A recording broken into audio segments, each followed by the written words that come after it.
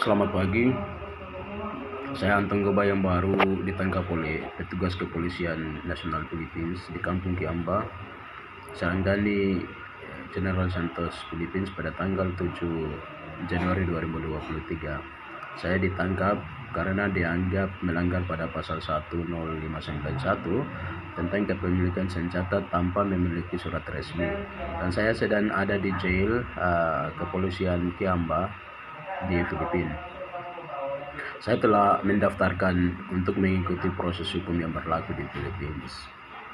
Sebelumnya, pada tanggal 12 Januari 2023, pemerintah Philippines telah menerima tamu dari Indonesia untuk mencari tahu informasi detail tentang kepemilikan senjata. Indonesia bertanya dua pertanyaan. Satu, apa motivasi memiliki senjata?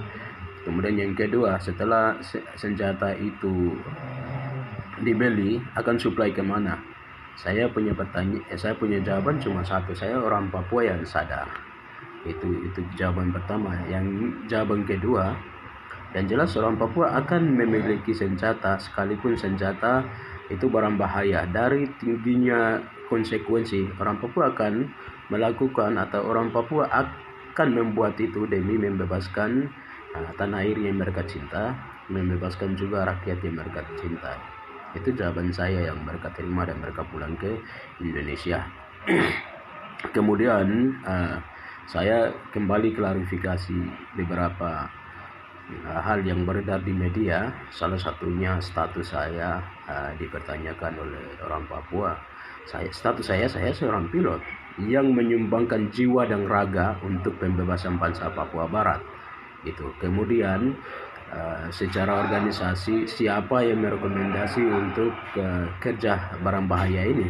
Saya yang berposisi sebagai staf daripada Panglima Tertinggi Tentara Papua Barat, Jenderal Demianus R.R. Magayogi, yang memimpin 3 komando di West Papua yang bermarkas di Totio Paniai, Papua Barat. Atas sumpah dan janji serta perintah atasan, saya harus melakukan itu demi pembebasan bangsa Papua Barat, demi pembebasan tanah air West Papua, demi menjaga administrasi militer serta administrasi teknisi dalam perjuangan Papua Barat yang siap menjadi negara tetangga dari Indonesia dan Philippines. Kami harus melaksanakan semua di bawah tekanan yang tinggi, di bawah keamanan yang tinggi, dan di bawah kepercayaan yang paling tinggi pula. Kemudian apabila ada tanggapan yang mengkerdilkan kami atau kriminalisasi, itu biasa, karena hoax terbesar itu berasal dari kolonial dan kami tidak punya berhak untuk membantah semua. Sebagai status bangsa yang lemah, sebagai orang Papua yang lemah yang selalu menerima fakta penindasan itu. Kemudian klarifikasi kedua tentang foto yang beredar, foto pilot Papua dan Gubernur Papua Barat, Gubernur Papua Pak Lukas NMB itu, yang jelas hoax. Saya tidak pernah foto bersama Pak Lukas, dan klarifikasi kembali juga siapa dia. Mukanya mungkin hampir mirip dengan saya atau diedit itu. Kalau memang bukan saya,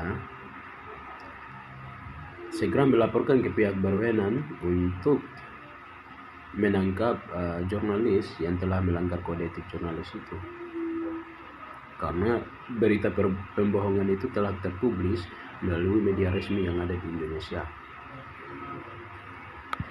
Kemudian yang berikutnya lagi saya mau sampaikan kepada pemerintah Republik Indonesia. Sebenarnya Indonesia tidak punya hak untuk intervensi lebih ke dalam proses hukum yang berlaku di Filipina itu. Indonesia mestinya menghargai integritas negara Filipina. Saya ditangkap dalam negara Filipina dan saya akan mengikuti proses hukum yang berlaku di Filipina. Kemudian yang kedua juga, Indonesia tidak berhak untuk memaksakan saya mendeportasi langsung ke Indonesia. Kemudian Indonesia juga menyebarkan berita hoax di media bahwa saya meminta maaf kepada Indonesia. Masa saya mau meminta maaf kepada kolonial? Sepastinya saya meminta maaf kecuali saya menggunakan dokumen travel atau keberangkatan saya paspor Indonesia itu saja. Apabila Papua sudah merdeka, sepastinya saya menggunakan paspornya orang Papua. Apa salah?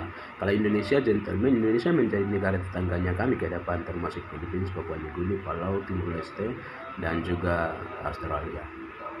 Itu klarifikasi saya singkat, dan saya pribadi, semua yang dianggap pelanggaran bagi mereka itu adalah pekerjaan para pejuang yang bersumpah demi bangsa mereka. Maka saya siap mengikuti proses hukum yang berlaku di negara ini. Terima kasih banyak.